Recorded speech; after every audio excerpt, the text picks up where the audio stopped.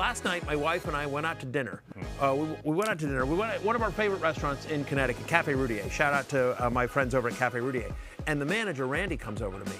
And he goes, 0-3, huh? Oh, no. I swear to God. I swear to God. Listen. Randy, you drink free. Oh, my God. Regular Rudy in the chat says, call me champ, he screams as the boat sinks further. That's very good. That's right.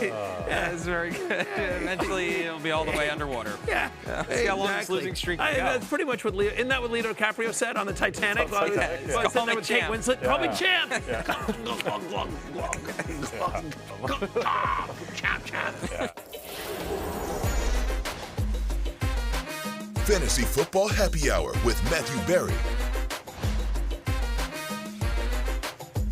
Welcome to the Fantasy Football Happy Hour. I'm Jay Croucher, Matthew Berry, Lawrence Jackson, Randy. Randy Hodge over there at Cafe Roudier in Westbrook, Connecticut. It's near the shoreline. It is one of my wife's favorite restaurants. He texted me last night. He watches the show every single day.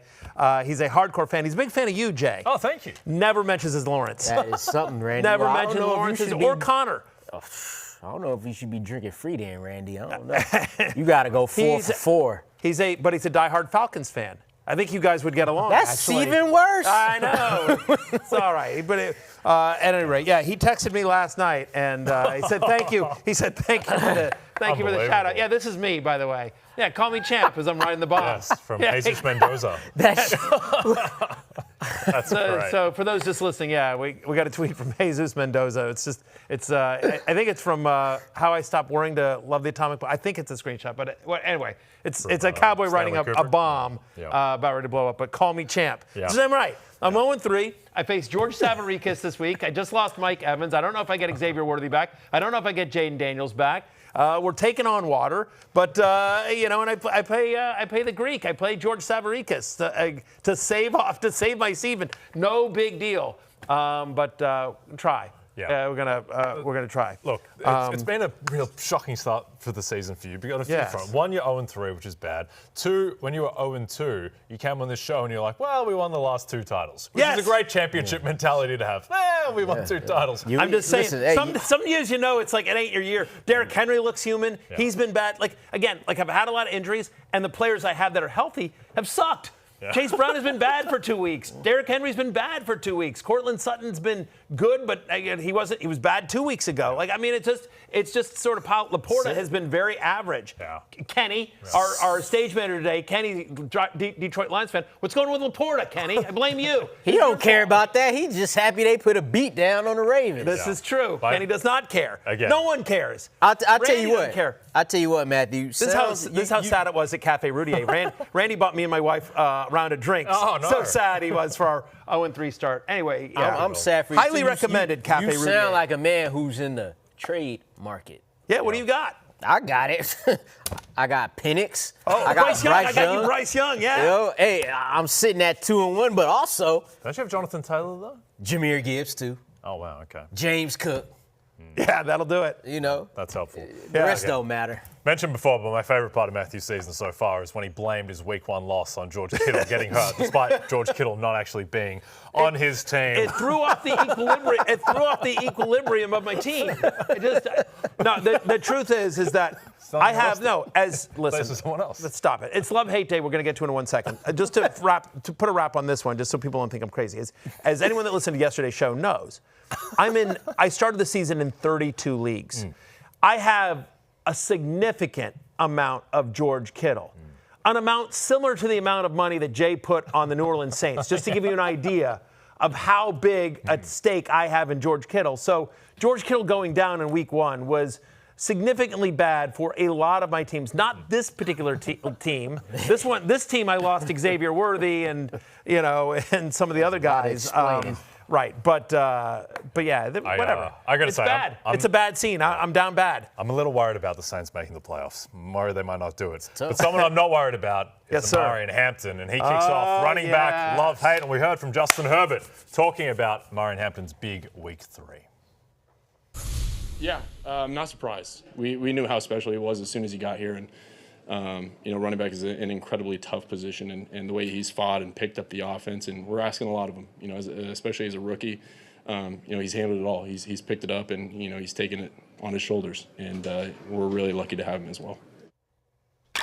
Okay. Yeah. Superstar quarterback Justin Herbert on perhaps his emerging superstar running back, Omarion Hampton, who gets now a fairly favorable matchup as 6.5 point favorites against the New York Giants. You want to continue the ride or die victory lap? I do, because apparently I don't have a lot of victory laps to take on this show, so I need to take that one when I can as well. Justin Herbert says we're lucky to have him as our fantasy managers that managed to grab my ride or die this year. I do not have my ride or die in our league of assholes because you guys are, in fact, assholes, hence the name of the league, and you guys drafted him way ahead of ADP just to screw me out of him.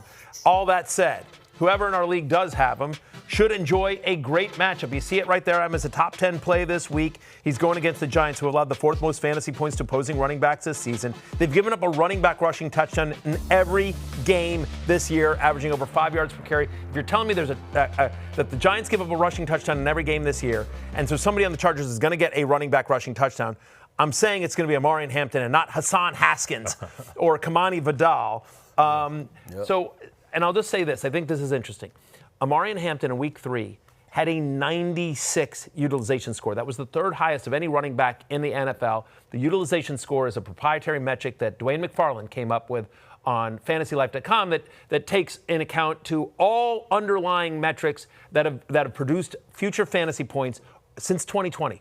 Like, he did this insane amount of research, and it is proven over multiple years to be more predictive than air yards, than targets, than snap share, than any of the other using metrics that a lot of fantasy analysts use. And so typically, players that have a utilization score from the 90 to 100, 0 to 100, 100 being the best, and Hampton had a 96 last week. Players that have a utilization score of 90 or better, on average over 22 fantasy points per game, are top 5 fantasy running backs. Give me all the Omarion Hampton. I understand that there are some scenarios because of the injury to Najee Harris that we're not celebrating that have opened up more of an opportunity. But the fact is the opportunity and talent are there, Lawrence. 100%. And the metrics I use, Matthew, is these right here, these glasses and these eyes right here. And Lawrence's eyes. And they telling me the same thing that what you telling these people. And what's important about Omarion Hampton last week too, right? We saw in week 2 they were trying to get him to goal line touchdown. They didn't do it. But this game we saw those 6 receptions for 59 yards. That's what's big right here. And you know he's going to get that type of usage now because it's all on him now. Unfortunately, no more Najee Harris. You got Omarion Hampton. And if Najee Harris were to play the rest of the season, I think we still liked his prospects going forward. Yeah, to give you context on that utilization score of 96 as well, Puka Nacua, who's basically the highest usage wide receiver in the NFL, I believe his utilization score is 90 on the season. Yeah. So Omarion Hampton off the charts there. Regular Joey, if Hampton finishes RB1, Matthew should get an ankle tat, I would say, of Omarion Hampton's face. Yeah. No. I'll just get number 8. Just get like lightning bolt number jersey 8. in the back. Maybe I'll do that. I'll do that. But maybe I won't put it on my ankle. Maybe I'll put it on my face right here. Mike Tyson-like. Lightning bolt berry. Yeah. Baby oil berry, lightning bolt berry. I'll think about where I put the tattoo. Big bolt berry, what can't he do? Yeah. All right, Lawrence, Breece Hall. Maybe I'll get a back tattoo. I might get a little tramp stamp. I don't think that That's so 20 years ago, Matthew. Tramp stamps are washed. Any idea how old I am, Lawrence? I mean, you know. Just a smidge. 64-year-old man. All right, Breece Hall gets Miami. I hate my life. All right, what are we doing? What are we I'm asking Lawrence about Breece Hall. Oh, good. Who he's bullish on this week. Yeah. Because it's a game the Jets might actually have a positive game script in for once. Yeah, you saw him the past 2 weeks. It's been tough for Breece Hall. 19 carries, 50 yards in total in his last 2 games. We saw him in week 1, 19 carries, 107 yards, and we was like, oh, snap, like Breece Hall back, but not against Tampa Bay, good team, not against Buffalo, great team, but now you're going up against these Dolphins who allow the 5th most fantasy points per game to running backs. You saw him in week 3 versus the Bills. James Cook went crazy, 19 carries, 108 yards and a touchdown versus them. You go back to week 2, Rhamondre Stevenson, 142 scrimmage yards versus these Miami Dolphins, and we saw what Rhamondre Stevenson did in week 3. So I like Breece Hall to get back on track here against this Dolphins defense who is, to say it in the nicest way, is trying to figure it out. For sure, and whether it's Tyrod Taylor or Justin Fields under center, the game, it's one of the Monday night doubleheaders this week. Yeah. You expect that running game there, too. I am shocked, by the way. Dolphins are 2.5-point favorites in this game. I do not get that at all. Dolphins have looked awful. I get it. They showed up a little bit against Buffalo, and they're off the mini bye, so they've had 10 days to prepare, or even 11 because it's the Monday night game. But still, I mean, the Jets were, the Jets almost beat Tampa Bay, which I think is one of the better teams in the NFL. Mm-hmm. The Jets should have beaten Pittsburgh as well. 2.5, I don't get that at all, Jay. Yeah, I think it's how much do you buy into Miami's offense looking better against Buffalo? Because they did play well offensively until that final pick at the end and Mike McDaniel was in his bag. The defense is no good, though.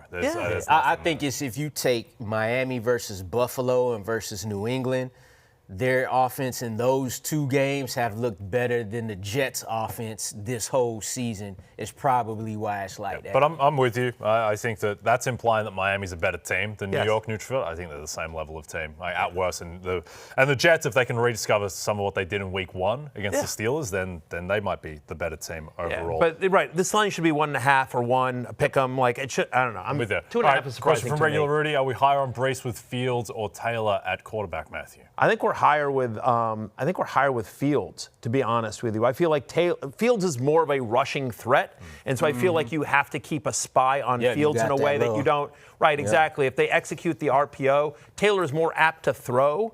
And we talked with Connor about this last week when we knew Taylor was going to start. He thought the passing game and Garrett Wilson would get the bigger bump with Tyrod Taylor under center. I don't know that it totally matters.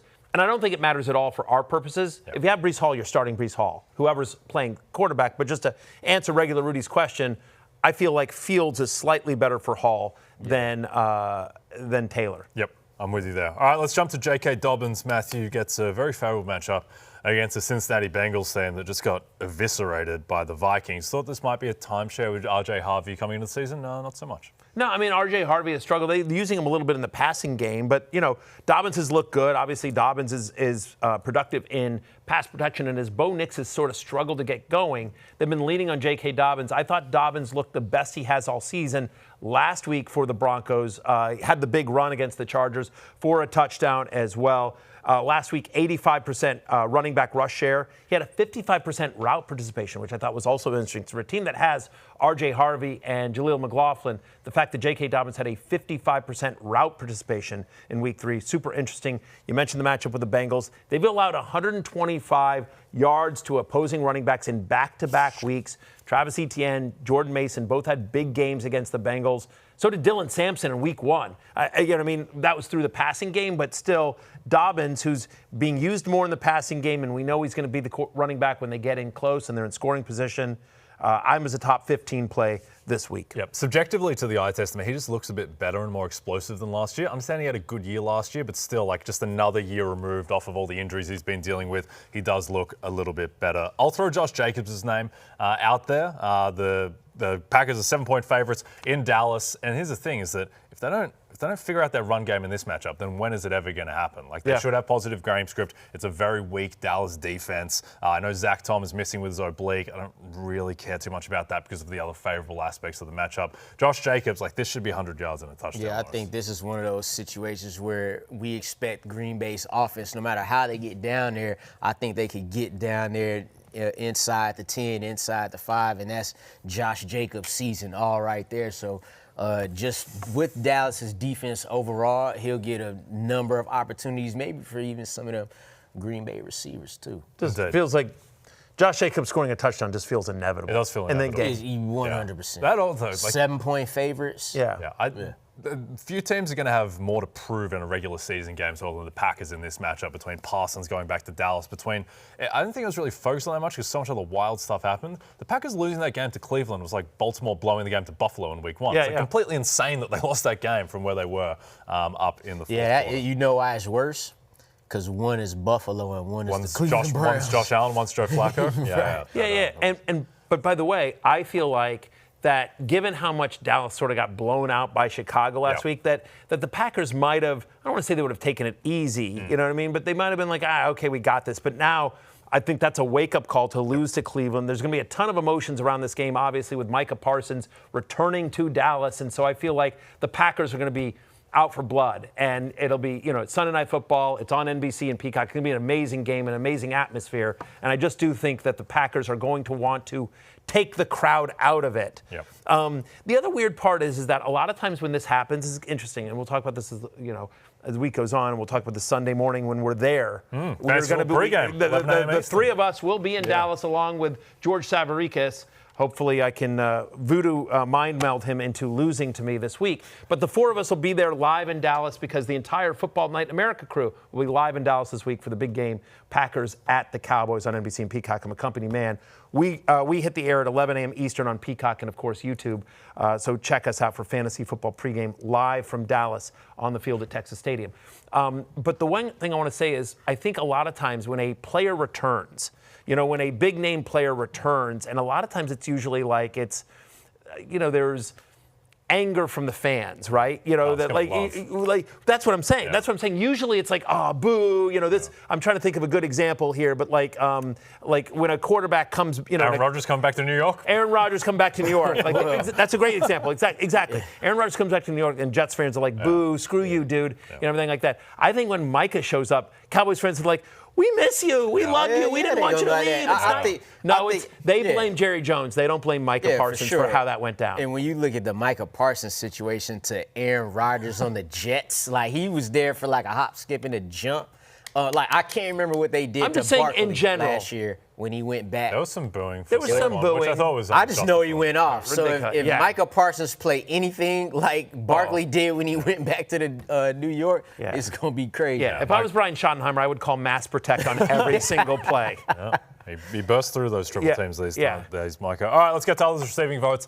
Headlined by Jordan Mason, who all of a sudden, with Aaron Jones on IR, Jordan Mason, his rushing prop is set around the same neighborhood as Derrick Henry and Saquon Barkley. Which I get. Look, last week, first 3 quarters of last week before it was just a complete blowout and they put in all the bench guys, Jordan Mason handled 76% of the running back rushes for the Vikings, again, in the first 3 quarters last week. Now, this is the Dublin game. It's going to be 9:30 Sunday morning, just so you know, Pittsburgh and the Vikings. But Steelers, by the way, are not the Steelers' defense of old. They've allowed 100 yards rushing to a running back in 2 of 3 games so far. You can run on the Pittsburgh Steelers, and that's exactly what I think the Carson Wentz-led Vikings will do. Jordan Mason, top 20 play for me this week. Real quickly, the other names you saw there, Cam Skattebo, no Tyrone Tracy here. Devin Singletary will be the other running back, but Skattebo, who played 70% of the snaps once Tracy went down last week, I expect the entire offense to get a boost from Jaxson start being under center. They play the Chargers. I think you can run on LA. And then finally, look, I know a lot of people have said, hey, TreVeyon Henderson, man, those holding penalties are brutal. But you know what he didn't do with those holding penalties? Fumble the ball. No. He didn't fumble the ball. So, if you're Mike Vrabel, you're like, all right, Rhamondre, you fumble the ball. Oh, Antonio Gibson, you fumble the ball. All right, TreVeyon, I can live with the holding penalties because at least you hang on to it. Yeah. This is a confusing question from Ace to General. I'm in a 35-year-old TD-only league. I thought it was only for 35-year-olds scoring touchdowns, but it's been around for 35 years. Same rules we've had since 1991. Jordan Mason or Montgomery. The answer is Jordan Mason. Yeah, the question, what he's basically saying, he's a very old-school league where they only do touchdowns. Yeah. Yards, receptions, none of that matters. It's just the only way you score points is through touchdowns. Who's got a better shot at a touchdown? It's Jordan Mason or David Montgomery. I like both these guys today, but given the fact that Montgomery is going against the Cleveland Browns defense, which through 3 weeks is the #1 rushing defense in the NFL, give me Jordan Mason against an overrated Pittsburgh Steelers defense to score a touchdown. By the way, Lawrence, Ace Degenerate. That's if I didn't know better, I would say that is Jay Croucher's, screen name. That's your Finsta. That's your burner account. Emoji? That's your Jay, what was the best movie of 1991? That's an easy one. Point Break. Point Break was the best movie of 1991, and everything else is playing for second. And what? Everything else is playing for second. Point Break's a phenomenal piece of cinema. Actually, let me stop because I don't know Goodfellas, if New Jack. I was about to say Goodfellas. Yeah. I don't know if New Jack City came out in '91, somewhere around there, but Goodfellas I thought about. Silence of the Lambs. Goodfellas is a great movie. Silence of the Lambs is a great movie. Point Break, I believe it was '91. Yeah, it's probably. It has been a zillion years since I've seen Point Break. Was it set in Australia? The final scene is in Bells Beach in Torquay in Melbourne, which is about 90 minutes from where I grew up.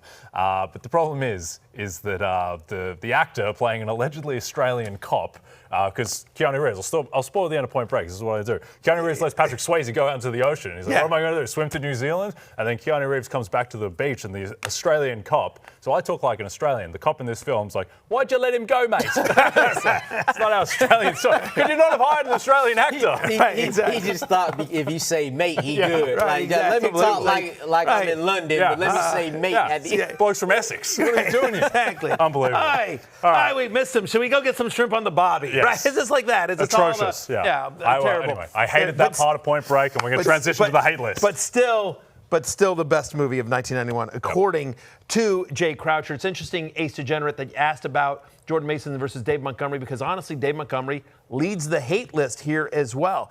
I mentioned the matchup with the Browns. Just to go a little bit further. Week 1, they faced Chase Brown. 21 rushes for 43 yards. Week 2, faced Derrick Henry, 11 rushes for 23 yards. And Week 3, Josh Jacobs, 16 rushes for 30 yards. Dave Montgomery, I get it. He had the big run against the Ravens for a touchdown, scored twice as well, but he's playing 36% of the snaps. This is Jahmyr Gibbs' backfield. Sure. It is clearly Gibbs and then Montgomery. He's averaging 13 touches a game, which is a career low. So you're telling me that Dave Montgomery is getting probably 13 touches against the #1 run defense in the NFL. I have him just barely inside my top 30. Dave Montgomery on the hate list.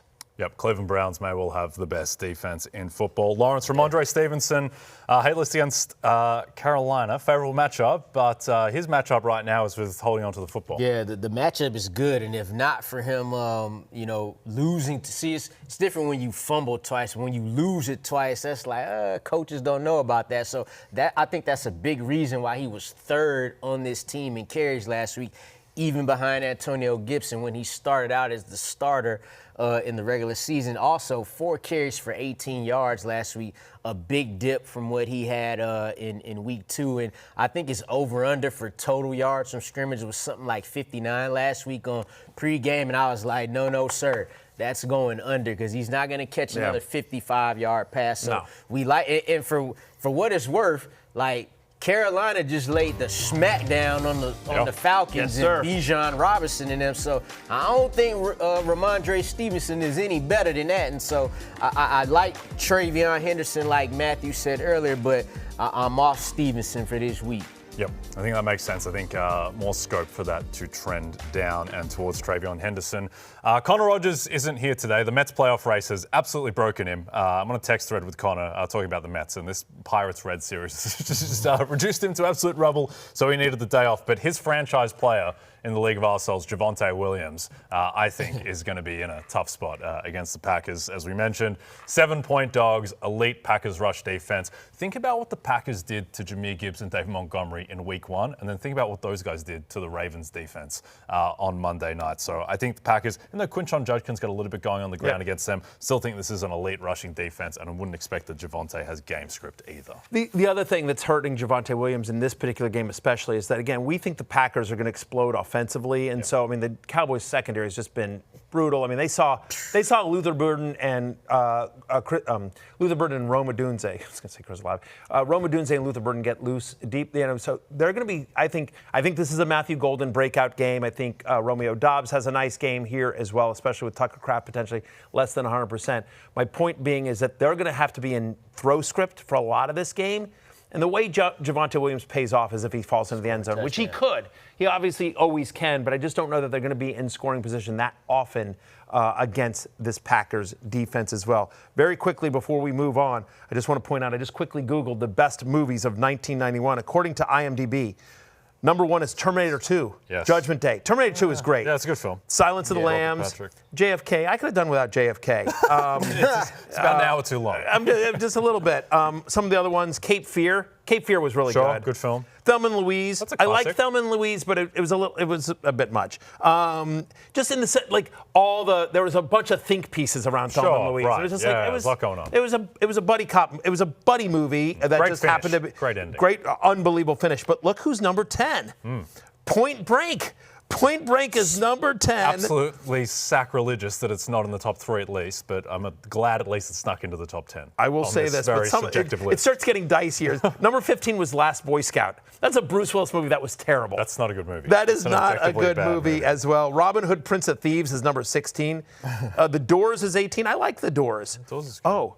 Number 20, The Commitments. The Commitments is actually a great movie. Did you ever see that one? No, I didn't see that one. It's about a local band trying to make it. Barton Fink at 21. I liked Barton Fink as well. Sleeping with the Enemy? There's some great, some strange No New movies. Jack City. Sorry, Lawrence. Maybe that was in 1991. Maybe that's what I'm going to go with. Yeah. Regarding Yeah. Henry? All right. Time for Unbelievable. Pass Catcher Loves. You look up more movies, Jay. I'll handle the hosting. I got it. And leading the Pass Catcher Love list here is a guy that we talked about a little bit earlier in the show, and that's Garrett Wilson. As you see there on your screen, he comes in at number 9 for me on the week in the rankings. Right?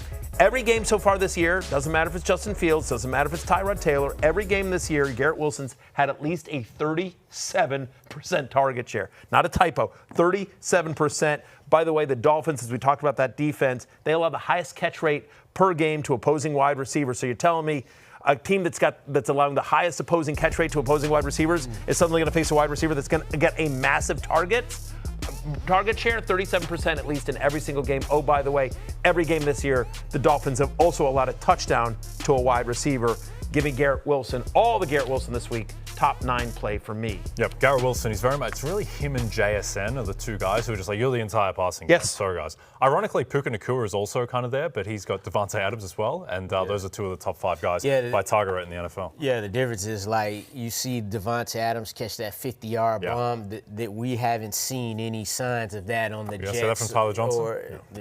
Yeah, all right. Garrett Wilson, baby. We have seen that from Odunze, though, who is my contribution to the love list. I thought this is going to be DJ Moore's passing game, primarily as a receiver. Not the case at all. Just have to concede defeat on that. Odunze, this offense is running through him through the air, and he gets a very favorable matchup against the Raiders secondary that does not look particularly good at the moment. It's a very high total matchup that's pushing 50. As a total, so Odunze, I think Lawrence Caleb Williams, he's shown big strides the past couple of weeks. He looks much, much better than he did last year. He's done it each week. He's gotten better, and the one consistent is Odunze with him scoring every game. Odunze is so he's the one leading target. He's the guy now. So Caleb Williams knows that's getting Luther Burden involved. But even with all that, it comes back to Odunze, and that's a big reason why Caleb Williams keep having his best game every week. I would over-under in this game is 47.5. I might even take the over here as well. I think this is going to be a sneaky shootout game, really fun. So, yeah, love Caleb in this game. Love Odunze as well. I think actually, spoiler alert in terms of what's coming up here in quarterbacks, but I think Geno has a nice game here as well. I think you've got two reasonably well-functioning offenses against two bad defenses. So I think this is going to be a fun one. The Fantasy Football Show asks me true or false. Odunze is better than Drake London all year long. You are the biggest Drake London fan I know, Lawrence Jackson. I put that to you. Detective Drake London or Odunze the rest of the year. I'm going to need one of them. Yeah. Man. Safety type. It is very easy to say Odunze as we sit here. Man. I think Drake London might be the better receiver, but I think Odunze is the better quarterback. That's what it is. That I don't question at all. Never questioned that. I'm going to say Odunze, man. Yeah. I get that as well. I get that. He's making too many, and it's not fluky. He's getting the targets, he's getting the receptions, the yards, the touchdowns. So even when Caleb Williams doesn't have a great quote-unquote passing game, Odunze has still been a top 10 wide receiver. We saw this in the preseason. We thought Odunze might break out this year. I don't think we expected what has happened so far. But we saw the preseason usage and we liked Odunze. But he is this year becoming everything we thought he was going to be last year coming out of college, where he was a top 10 overall pick. I will say that the other thing that's in the benefit on the side of Odunze, that's a benefit to Odunze, is that the Bears have a bad defense. They're going to constantly, and the more they get comfortable in Ben Johnson's offense, the more they're going to be able to exploit this. That's part of the problem here, is that not only has Penix played bad, but the Falcons other than last week they got blown out by your Panthers. By the Panthers, sorry, not your Panthers. Your Falcons got blown out by the Panthers. They're my Panthers now. Well, When got you win 30-0, you're my team. Yeah, you now get Lawrence. Yeah, not only do you get the win, you also get Lawrence as a fan. But no, just Penix has been bad, and the Falcons' defense I think is better than the Bears' defense. So I don't know that the Falcons are going to get into kind of crazy. Again, they were down 30 points last week, but generally speaking, I don't think they're going to get. That's because of the offense. Yeah, that was the. Offense. I'll tell you what, Michael Penix, he's young. He's started 6 games in the NFL. I'm not going to write him off yet, but if 3 more games like that, like Raheem Morris, those guys, they coach for their jobs. Like they could be I wouldn't rule out a change there if it continues to look like this. We talked about this on Monday, which was that like Raheem Morris was asked, hey, are you thinking about going back to Kirk Cousins? And now he shut that down. He's like, no, this is Michael Penix's job. But the fact is, Penix was bad enough that somebody could ask that question legitimately. Because they weren't asked that question in the preseason. No. They didn't ask it after game 1. No. But after game 3, they're like, are you thinking about it? Yeah. It's a legit question. I don't think it is, because it's 6 games into his career. We get too quick. But this is a team that's expected to win the division, Lawrence, or at least make the playoffs. Yeah. And the fact that they lose, it's not that they lost to the Panthers, whatever. The Packers lost to the Browns. It is that they lost to the Panthers. But no. It's not. Hang on. Yeah. Yes, that's the point. It's not that they lost to the Panthers, because any given Sunday you can have a bad loss. Like I said, Browns beat the Packers. It's the fact they lost 30-0. Mm-hmm. It's how they looked. It's not that they lost a squeaker and there was a fluke play and the guy hit a 60-yard field goal at the buzzer to win. Like, you guys couldn't do anything against the worst defense in the NFL. I wonder if Kirk Cousins wasn't the backup, would the question be asked? Because when you got Kirk Cousins, who was a 10-plus year starter, that kind of... That's the problem. They should have traded him. That adds 10-plus year starter that they paid $100 million guaranteed to bring in. Yeah. So, no, I get and another year removed from the Achilles. I get why. And everyone likes him after quarterback. That elbow thing last year. Yeah, I wouldn't be shocked. All right, let's stay in the NFC South, but pivot to my former flame, the New Orleans Saints. I've moved on. I'm a Colts man now. But Chris Olave, Matthew, against the Buffalo Bills. The Saints are 16-point dogs in this one, so they're probably going to need to throw. Yeah, by the way, and even prior to this game where they are more than 2 touchdown underdogs, they're 3rd in the NFL in pass attempts. So literally there's only 2 teams in the NFL that are throwing more than Ratty Ice himself, Spencer Rattler, and the New Orleans Saints. And by the way, when he's throwing to Chris Olave. This is one of the reasons why Kamara has struggled so much, because he's not getting the passing game work. But Chris Olave leads the NFL with 37 targets. No wide receiver, no player in the NFL has more targets this year than Chris Olave. He's got a 32% target share, and that includes at least 1 end zone target in every single game so far this season. So they're throwing a lot, and when they throw, they're looking at Chris Olave. So on the road at Buffalo, where they're double-digit underdogs, more than 2 touchdown underdogs, they're going to be a negative game script time to throw against Buffalo. I do think you can throw against Buffalo. I think there might be some junk time here. I have Chris Olave at wide receiver 14 this week. It's a top 15 play. Yep, it's always a question of health with Chris Olave. When he's out there his whole career, he's been an absolute boss. We've mentioned Drizzy Drake London before Lawrence. He gets a very favourable matchup against, a favourable matchup against the Commanders, who don't have an elite defense. And if they don't fix it this week, then you lose confidence that it's going to get fixed this season. You got to see something here, especially because these 2 teams played late in the season last year and it came down to the wire. This is one of those games where we saw Penix and was like, oh, he's going to be the guy. Like, you going toe-to-toe with a quarterback who about to be Rookie of the Year. So now you run into the Commanders again, who, they're allowing the 8th most fantasy points per game to wide receivers. They just let the Las Vegas Raiders wide receivers go for 247 receiving yards in Week 3. This will be the thing for me right here with Drake London, right? Week 1, Penix threw 42 passes. Week 2, he only threw 21 because they didn't have to do anything against the Vikings. Week 3, he threw it 36 times, which we like that. We just like it when you throw to Drake London, not to the other team. So Drake London, Week 1, 15 targets. Week 2, only 4. Again, they didn't have to do nothing. Last week, 8 targets. So he's still getting the look. So against this defense, you got to step it up a little bit, and I expect Drake London to. Okay, question from Aloha Bricks. It's a great name. Who do you like long-term, London or Olave? There I'm going London. London, mainly because of the health concern. Olave's one big hit from health, and Spencer Rattler has been better than expected. Rattler's been better than Michael Penix this year. For sure.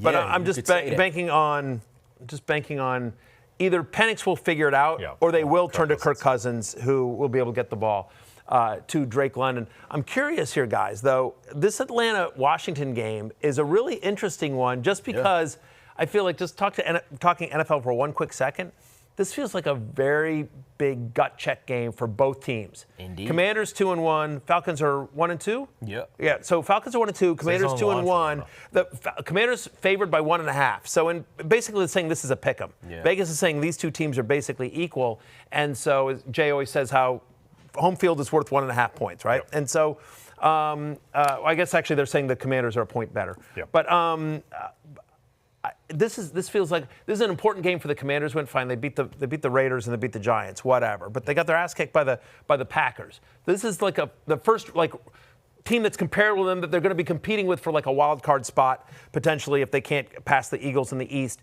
And so Falcons don't want to be 1-3, not with the Buccaneers off to a hot. So this is like a very important game for both teams. I think really interesting. Yep, absolutely. All right, let's go back to Dallas, where we'll be on Sunday to Ferg Daddy. No, Jake Ferguson, the Fergler. The Fergler. Yeah, that's not bad. Fergalicious, who has been peppered with targets.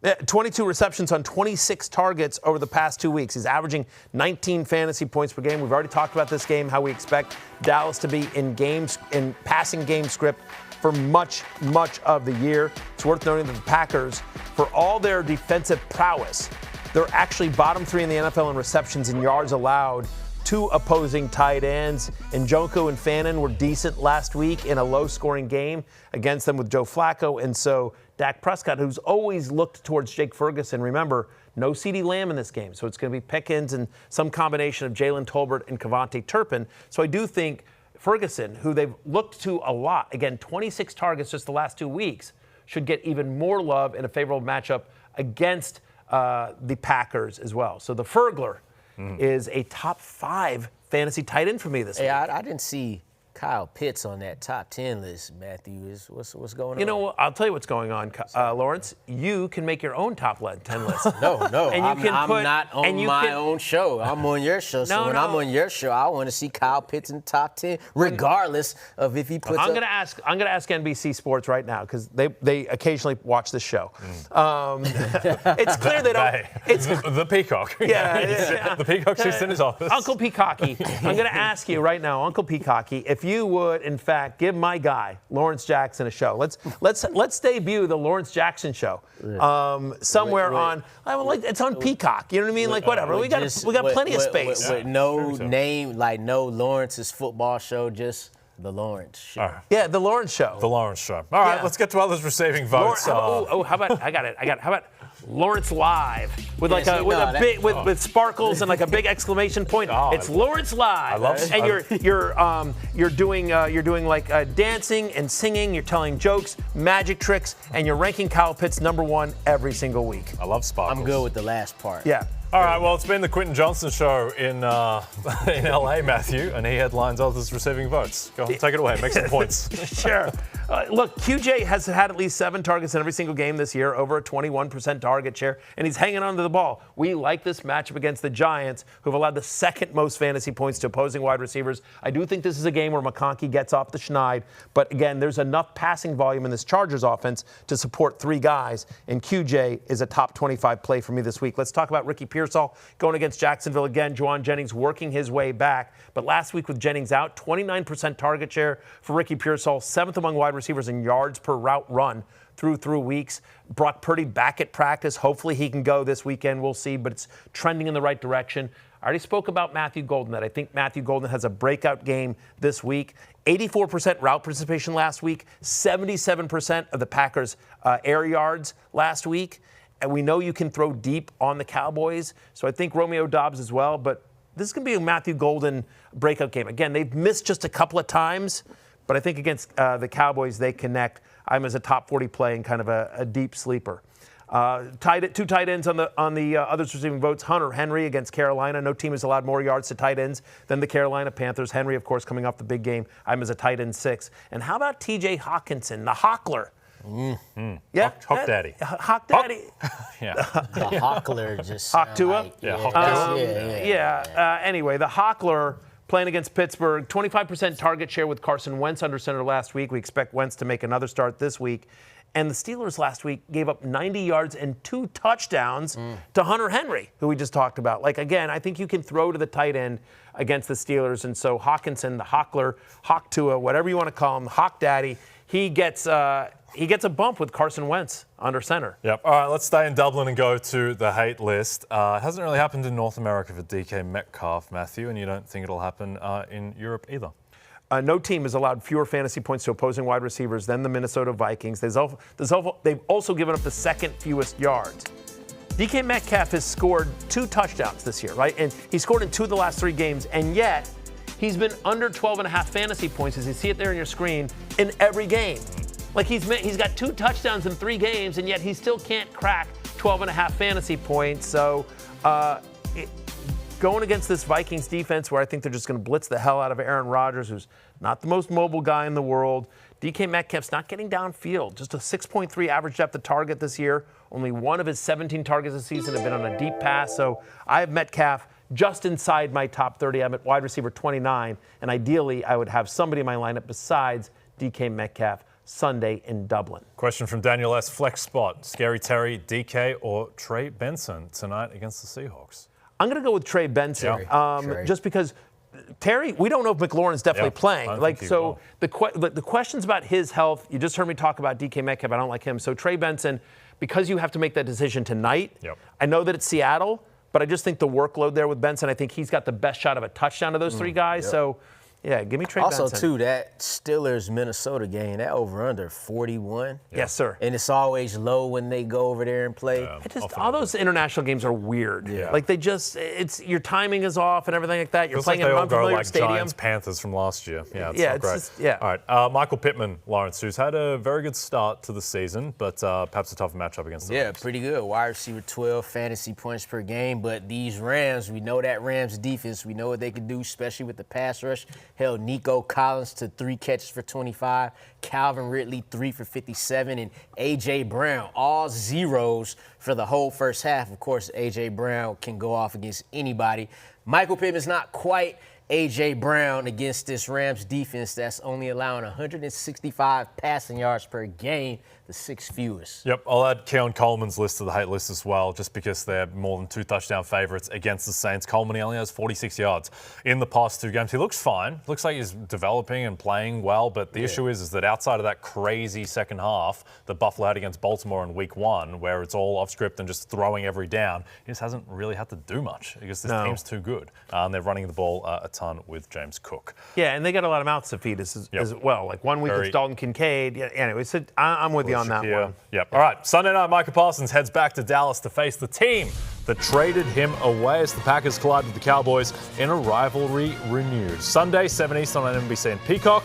Don't miss us live at Jerry World for Fantasy Football pregame. Sunday at 11 a.m. Eastern on Peacock. Love Hate continues after the break with quarterbacks.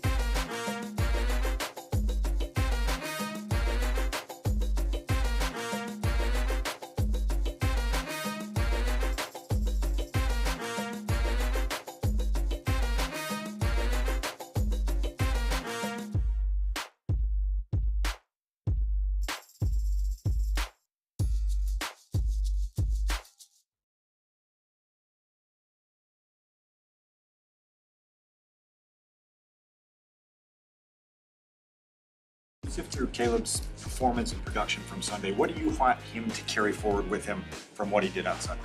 I think what I'm most impressed at with him and his process is the next day he really locks everything in from the day before, and we don't have to go back and revisit it again. So he's a quick study in that regard, and because of that, we can load up the game plan more each week. You know, he won Offensive Player of the Week there for the NFC, and he came in today and completely unfazed by it. You know, I tried to recognize him in front of the group, and he wasn't having it. You know, it's very stoic, and he's already on to the next game. He knows he needs to have an even better performance here this week to give us the best chance to win. Okay, it was Ben Johnston on Caleb Williams winning Offensive Player of the Week, an award which unfortunately has been forever sullied by J.J. McCarthy winning in Week 1, but that's okay. Caleb Williams comes in at number 5 on your quarterback rankings, Matthew.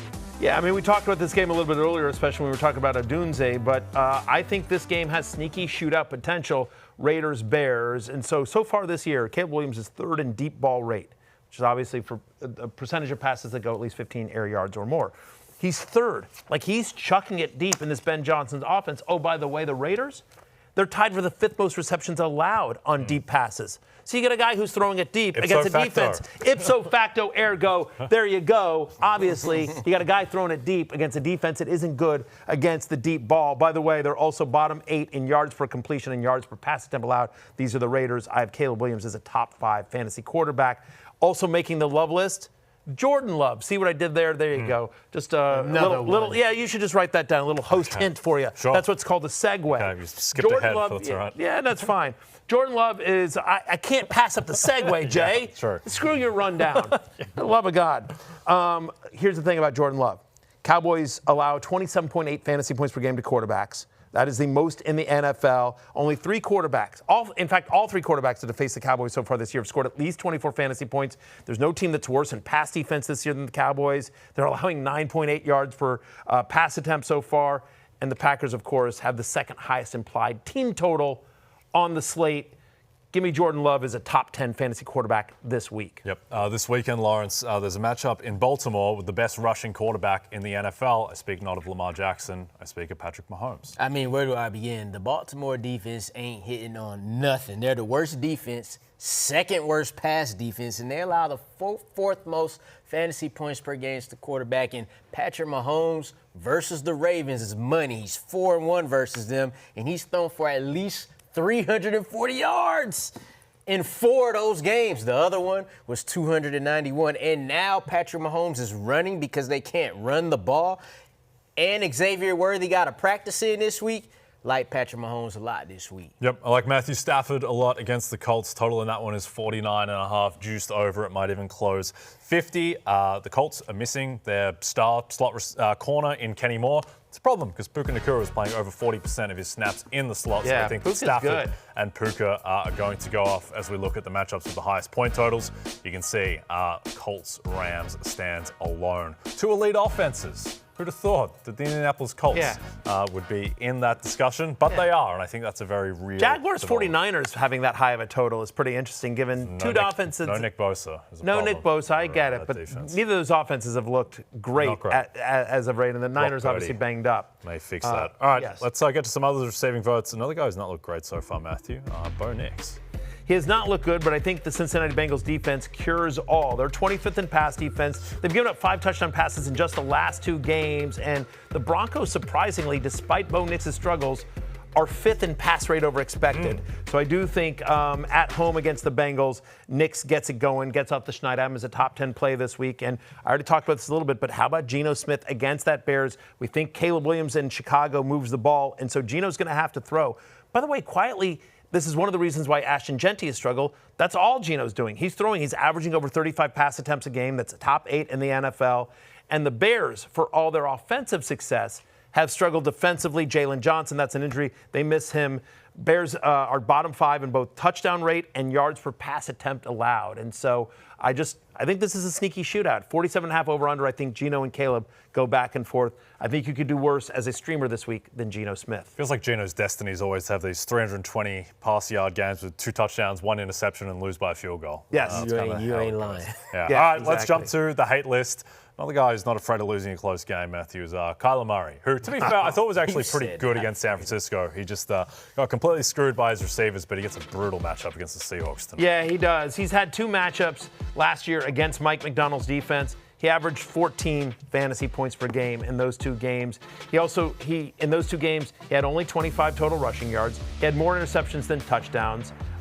It's a short week that they have to prepare for the Seahawks. And you think about the 2 games that they played Seattle last year, they scored a combined 24 points. Just the Cardinals offense as well. So I don't like quarterbacks on short weeks. I don't like teams on short weeks. This Seahawks defense is legit. They're the 2nd best scoring defense in the NFL through the first 3 weeks of the season. So Kyler Murray outside my top 15 for the fantasy week. I am at 16.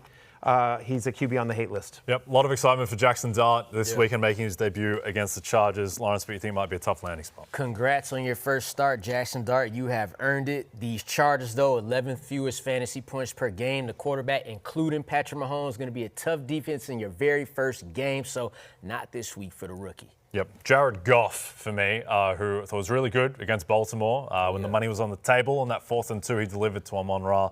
That strike, he's playing really well the past 2 weeks, Jared Goff. Yeah. But now he goes up against the Cleveland defense, which might be the best in football. We saw what they did to Joe Burrow in week 1. We saw what they did to Jordan Love in week 3. And the Browns are almost 10-point dogs in that one too. So the Lions probably not going to have to throw a ton. And it's scary to go up against Myles Garrett for 4 quarters. I like that call. Goff probably won't have to do a great deal. We have a big one in the Big Ten this weekend. Number 8, Oregon.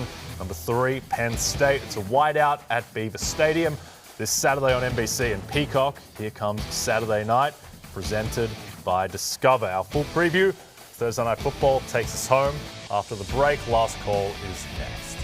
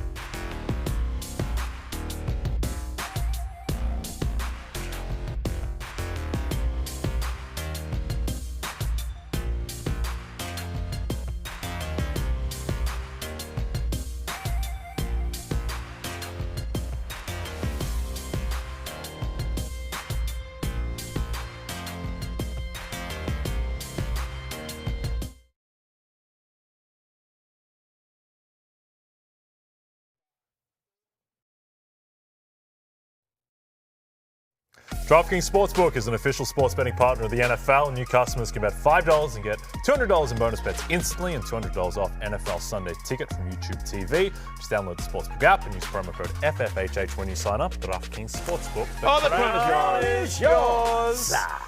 All right, it's the last call. Let's take a look at the most bet props for Seattle against Arizona. Kyler Murray out rushing yards, 25 plus. Little addition to the parlay leg at -155, and then plenty of Jaxson Smith in Jigba.